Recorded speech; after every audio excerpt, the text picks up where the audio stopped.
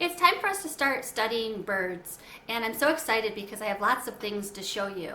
I thought what we would do is we would start with a book, and then we'd go into some facts about birds, and then we're going to take it outside, and we're going to take a good close look at some birds' nests. I have a nice collection of birds' nests, so I probably have about like 12 to 15 different kinds of birds' nests. So what we're going to do is we're actually going to take a good close look, and then I want you to figure out what each one is made of because they're all made of something different.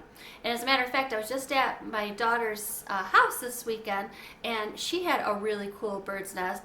And my oldest daughter also has a bird's nest at her place as well. They find the most amazing places to make their nests, and it's interesting to see. So we're going to take a good close look at them as well. So what I want to do is I want to start with some vocabulary words because the book that I'm going to read is actually a very easy, short read, but it gives us some thought into chickens and eggs and all sorts of things. So I want to introduce you to the word oviparous. An oviparous animal is an animal that lays eggs. Now, I want you to think about something. Birds aren't the only ones that lay eggs. Let's take a look. We know that fish lay eggs, right? And reptiles lay eggs, and amphibians lay eggs, and they lay them in all different places. Some lay them in water, some on the sand, some in little nests, so you never know where you're going to find these eggs, and they come in all shapes and sizes. So that led me to my next word I wanted to introduce you to, which is the word oval. The word oval obviously is a shape, and the shape of that is like if you took a round object and stretched it out just a teensy bit, that would be an oval. Now, we want to think about those eggs. Do I have an egg here? So this egg is obviously oval, right? And when we eat eggs, we say that they're really nutritious for us. They're a good source of food for us, so they're nutritious. And we can get nice fresh eggs from different animals, right? And the only thing you need to think about is the word fragile. This egg is very fragile. If I was to drop this egg, it would crack and break. So that means that it's easily broken. It's very delicate. So it's fragile. So those are some vocabulary words that I want you to think about as we go ahead and read our story. So the story we're going to read is called First the Egg. And like I said, it's an old story, but it's still a really good story by Laura Vaccaro Seeger. Here we go. First, the egg. Look how they did that. Pretty cool, huh? Then, the chicken. First, the tadpole. Then, the frog.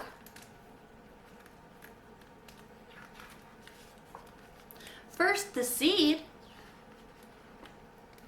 Then, the flower. Are you seeing the pattern? First the caterpillar, which we've been working on, and mine still have not hatched. Then the butterfly. First the word, then the story. First the paint, then the picture. First the chicken, then the egg. So that's the end of the story. But I have a question for you. In the beginning of the story it said, first the egg, then the chicken. And at the end of the story it said, first the chicken, then the egg. So what comes first, the chicken or the egg? That seems to be the question that everybody asks and nobody has the answer for. So I'm also going to be including for you some information about eggs. What you're going to do is you can actually scan these QR codes, and I'm going to put them up for you, and you can check out the shape of eggs. It starts with an egg, amazing egg experiments, and some information about chickens. As we get started studying the bird, I thought it would be important for us to actually take a good close look at the bird. So what I want you to do is I want you to take a look at our picture of our bird here. And we're going to talk about the different parts of the bird and what they're used for. So let's start with its beak.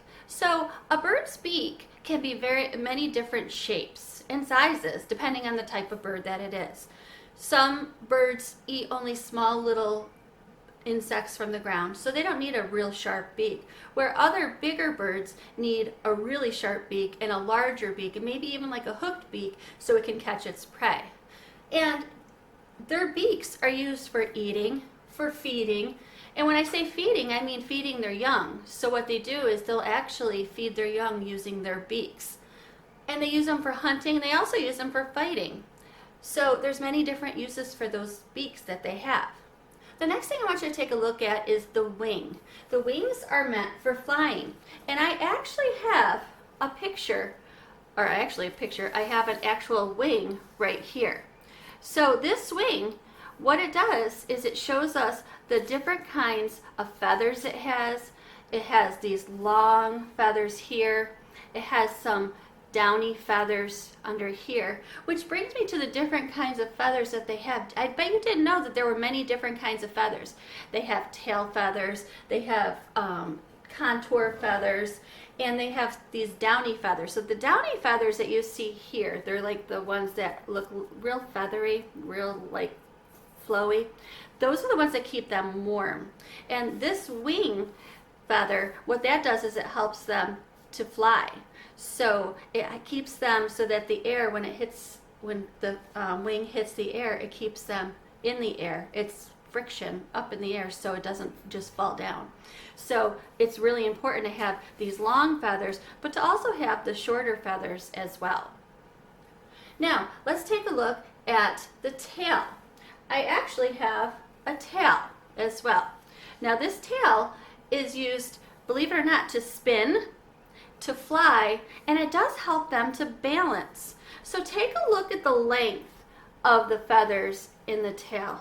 Much longer than the feathers of a wing, aren't they? But again, underneath they have those downy feathers that keep them warm. And then we have the talons. They're used for digging, they're used for climbing, they're used for hunting, and I actually have one of those as well. Check it out. Now this one's really, really old. I probably have had this for about 15 years now, and it stayed pretty well. You can really see closely, I'm going to put it up really close, so you can see those talons. It's really cool if you think about it, because it has so many purposes. It holds onto branches, it holds onto their food. It really helps them do lots of things. So that's kind of a breakdown of what all of the parts of the bird are. Well, not all, but a lot of the important ones. But what I want to do now is draw your attention over here. We have to understand that birds are warm-blooded, so that means that they're kind of like us. We're warm-blooded as well.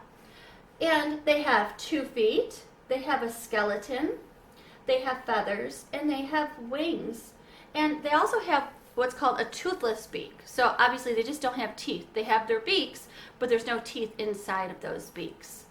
And lastly, they can lay eggs. So again, they're not the only ones that can lay eggs. Lots of different animals can lay eggs. They're just one of many that can lay eggs. So that's just some general information about the bird.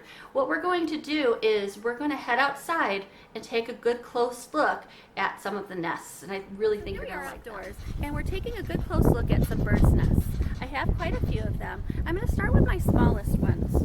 My smallest ones are actually, to me, the most interesting ones. This one here is actually made out of horsehair and lots of other things too. So you've got some twine and you've got some twigs, but the majority of it is made out of horsehair. Let's take a good close look. If you were in the classroom, you'd be able to see it a lot better. This one here is also made of horsehair, but it also found some strips of little paper and plastic that it intertwined in there. And this one here is actually made of little tiny twigs. The whole entire thing is twigs. So, what kind of bird do you think this came from? Think about that. We'll talk about that a little later. Now, what I want to do is show you this interesting one. This one here actually is pretty long. Take a look. The base of it is right here. So, the bird lays its eggs in here. And it looks, if you look here, it looks like it was propped up against a ledge of some kind, and then all of this is extra. So it's as if it was maybe set something like that and it hung down. But this is a pretty sturdy nest. It actually has a lot of mud that was made for the base of it and for the sides of it. So it's pretty sturdy and pretty heavy. This one here was also made of the same type of things. As you can see, still made of mud, looks like it was stuck again up against something, just like that. Now, let's take a look at this one. This one here is a lighter one. This one doesn't have any mud in it, but what this one does have, it looks like a little cotton of some kind. So it has cotton, it has some twine, it has twigs, and it's very, very light. And this one isn't made of mud, so it's not like pressed up against the edge of anything. So that one's pretty cool. This one here, you'll notice, actually has some feathers in it still. Take a look. So this one here is starting to crumble because this one is made of mud. But the cool thing about this one is it's flat on the side. Can you see how flat that is? That means it was pressed right up against something like this. And the neat thing is, how does it stay there? How do they get it to stay so sturdy like that? And then we have lots of different ones down here. Here's another one. This one here, I believe, was tucked in the corner someplace. Again, it's made of lots of twigs, but it has a flatter side here, but it also has a flat side here. So it's almost like it was stuck in the corner of something. And then, of course, we have more here. Now this one here is pretty neat because, again, this one here is made mostly of mud. And then it has the twine going around, and it has some hay inside. A lot of these came from horse barns, and sometimes when we go to Camp Sertoma, we find lots there as well. This one here has got a nice big hole in it and a nice big hole here, but think about it, the birds will be able to put their eggs in there, and the eggs are bigger than those holes are, and then this is for protection. And the last few that I have here, now this one's pretty cool because they made this one pretty wide if you look at it. So here's where the eggs would be, and then it's pretty tight here, and then they had like lots of loose pieces on the outside. So it's almost like a big cushion for them. And let's take a look at this one. This one is neat because it's really swirled, and look how it's shaped. If I put it like this, you can kind of see that you can put the eggs in there like this, or you can put them in just straight down like that. So it's really interesting to see the different sizes and shapes and how they come up with this. Now I want you to think about the amount of time that it takes for a bird to be able to build one of these. Like even the smallest one. Let me grab a small one. So let's think about this. How many pieces of hair, horsehair, do you think that they bring back to the nest at a time?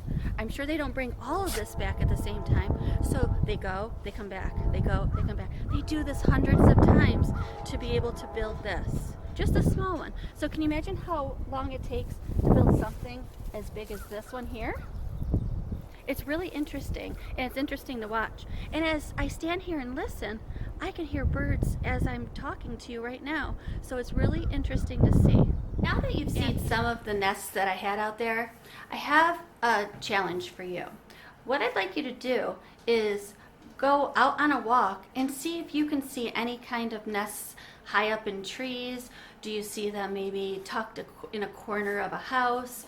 Sometimes they're at parks, under pavilions. They're in lots of different places. So I want you to see if you can find nests. And the other thing I want you to do is I want you to think about building a bird feeder. So let's think about what you can use for a bird feeder. So over here I have some suggestions. So we have plastic water bottles, paper plates, wooden clothespins, cardboard, and string.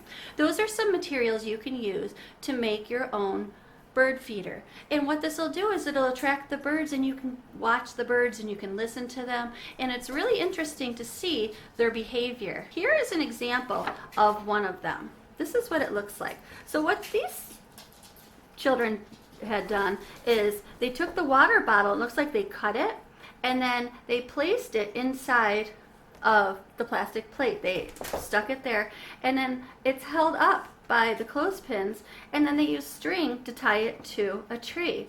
And then you could put lots of different things here for bird food, right? So it'll be interesting to see if you can come up with something creative for a bird feeder.